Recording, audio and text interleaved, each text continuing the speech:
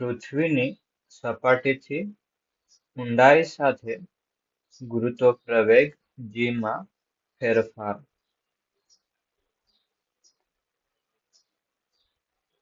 Suppose આ આપણી પૃથ્વી છે અને એની ત્રિજ્યા r એની અંદર બીજો ગોળો લઈએ જેની ત્રિજ્યા છે સ્મોલ r. આ સ્મોલ r ત્રિજ્યાનો ગોળો છે એનું દળ ધારીએ કેપિટલ M r બરાબર. અને આ જે ઊંડાઈ છે પૃથ્વીની સપાટીથી એ ધારીએ સ્મોલ d જેટલી બરાબર. ઓકે, અહીંયા આ સપાટી પર કોઈ સ્મોલ m દળનો પદાર્થ આપણે ધારીએ. ઓકે, તો આપણી પાસે બે ગોળા છે, એક તો mr ત્રિજ્યા છે, mr ત્રિજ્યાનો જે ગોળો છે mr. ઓકે, અને એની સપાટી પર નાનું દળ સ્મોલ m નો કોઈ પદાર્થ છે, તો એમની વચ્ચે લાગતું ગુરુત્વાકર્ષણ બળ mr અને m વચ્ચે લાગતું ગુરુત્વાકર્ષણ બળ. ઓકે, અને લખીએ F કાઉન્સમાં d, કેમ કે ઊંડાઈ છે એટલે F d ઊંડાઈ છે. તો લખાશે g સ્મોલ m અને કેપિટલ M r એમની વચ્ચે ગુરુત્વાકર્ષણ બળ લાગે છે. એમનું વચ્ચેનું અંતર r². હવે r ને લખવું હોય તો આ પ્રમાણે લખી શકાય કે r બરાબર re માઇનસ d. એમ બી લખી શકાય ને. આખી ત્રિજ્યા છે re, એમાંથી આ સ્મોલ d બાદ કરીએ તો સ્મોલ r જ આવશે. ઓકે, તો લખી શકીએ ભાગ્યા re માઇનસ d એનો સ્ક્વેર. હવે એને મોડિફાઈ કરીએ g re સ્ક્વેર. હવે ન્યૂટનનો ગતિનો બીજો નિયમ આપણને ખબર છે F ઇઝિક્વલ ટુ ma. એના પછી F ઇઝિક્વલ ટુ mg. g ને સૂત્ર કરતા બનાવીએ તો લખાશે F ભાગ્યા m. તો અહીંયા પણ આપણે લખી શકીએ, આની જગ્યાએ લખી શકીએ g d mr re minus d square. આ d ઊંડાઈએ આટલું ગુરુત્વ પ્રવેગ લાગશે. ઓકે, હવે પૃથ્વીની ઘનતાના સૂત્ર પરથી પહેલા આપણે ઘનતાનું સૂત્ર લખીએ. ઘનતા બરાબર દળ ભાગ્યા કદ. સૂત્ર લખવું હોય તો લખાશે ρ ઇઝ ઇક્વલ ટુ માસ પર યુનિટ વોલ્યુમ. અહીંયાથી એમનું સૂત્ર કરતા બનાવશો તો આવશે ρ ઇન્ટુ v. પૃથ્વી માટે લખીએ તો માસ ઓફ અર્થ લખાશે, અને ડેન્સિટી પૃથ્વીની ધારીએ ρ જેટલી જ, અને પૃથ્વીનું કદ 4/3 પાઈ re ક્યુબ. આ કદનું સૂત્ર હોય છે. ગોળાનું જે કદ હોય છે અને આ ફોર્મ્યુલા છે 4/3 પાઈ re ક્યુબ. ઓકે, હવે આપણી પાસે બીજો ગોળો પણ છે કેપિટલ M સ્મોલ r. તો એના માટે લખાશે ρ 4/3 પાઈ r ક્યુબ. પણ r ની જગ્યાએ આપણે શું લખી શકીએ re માઇનસ d. તો અને લખાશે ρ 4/3 પાઈ re માઇનસ d એનું ક્યુબ. ઓકે, આને ઇક્વેશન નામ 1 આપીએ અને 2. અને 3. હવે શું કરીએ? 3 અને 2 બંનેનો ભાગાકાર કરીએ. સમીકરણ 3 ભાગ્યા સમીકરણ 2 તો લખાશે capital M R, capital M E. આનું જોડ કેટલું હતું?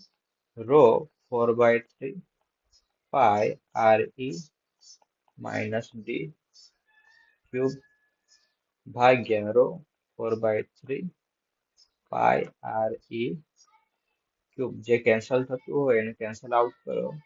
ઉપર નીચે આ કેન્સલ થશે તો લખાશે એમ આર. એમ ને આ સાઈડ લઈ જઈએ અહીંયા તો એમ ઈ વધશે આર ઈ માઇનસ ડી આખાનો ઘન અને આ છે આર ઈ ક્યુબ. આપણી પાસે સમીકરણ 1 છે. સમીકરણ 1 માં એમઆર ની આપણે કિંમત મૂકીએ. જે એમઆર ની કિંમત આવી છે એ આપણે મૂકીએ તો લખાશે G D G R E minus D એનો સ્ક્વેર. આવું જ છે ને? ઓકે. જી અને એમઆર ની જગ્યાએ અત્યારે આપણે કિંમત મૂકીએ તો લખાશે M E mass of earth R E d આનો ક્યુબ અને છેદમાં આ છે આર ઈ ક્યુબ. આ સ્ક્વેર છે ને ક્યુબ છે તો કેન્સલ થશે. ઉપર ખાલી એક વસ્તુ વધશે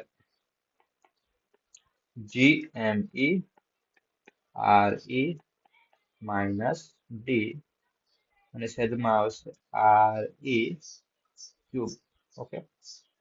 હવે G M E R E square અને આર ઈ માઇનસ ડી ભાગ્યા આર ઈ આ પ્રમાણે આપણે લખી શકીએ. હવે પૃથ્વીની સપાટી માટે શું આવે છે? G is equal to G M E R E square. Okay. તો આની જગ્યાએ આપણે શું મૂકીએ? જી. તો G D is equal to small G R E minus D ભાગ્યા આર ઈ.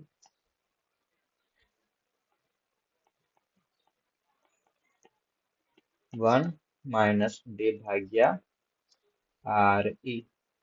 ઓકે. આ છે પૃથ્વીની સપાટીથી ડી ઊંડાઈએ ગુરુત્વ પ્રવેગ જીડી નું સૂત્ર છે. ઓકે. હવે અહીંયાથી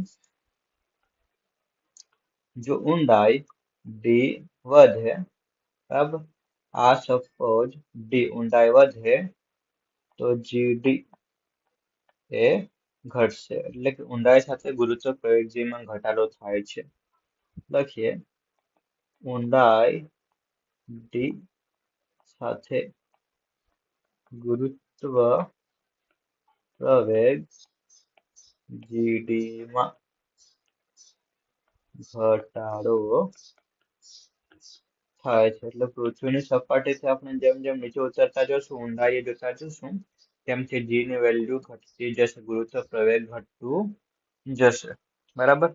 સિમિલરલી આપણે પ્રીવિયસ વિડીયોમાં જોઈ ગયા હતા કે પૃથ્વીની સપાટીથી જેમ જેમ આપણે ઉપર જઈએ, h હાઈટ ઉપર જઈએ, તેમ તેમ ગુરુત્વ પ્રવેગ ઘટતું જાય છે. એટલે ઊંડાઈ સાથે પણ ઘટે છે અને ઊંચાઈ સાથે પણ ઘટે છે. હવે લઈએ પૃથ્વીના કેન્દ્ર પાસે. પૃથ્વીના કેન્દ્ર પાસે ગુરુત્વ પ્રવેગ. જો ડી બરાબર આપણે આ રી પુટ કરીએ તો જીડી જી 1 માઇનસ ડી ભાગ્યા R E. G1 minus RE RE. Okay, so G1 minus 1, so આ થઈ ગયું 0. તો પૃથ્વીના સેન્ટર પાસે, પૃથ્વીના કેન્દ્રે ગુરુત્વાકર્ષણનું મૂલ્ય 0 થઈ જાય છે. પૃથ્વીના કેન્દ્ર પાસે ગુરુત્વ પ્રવેગ 0 થઈ જાય છે. રાઈટ?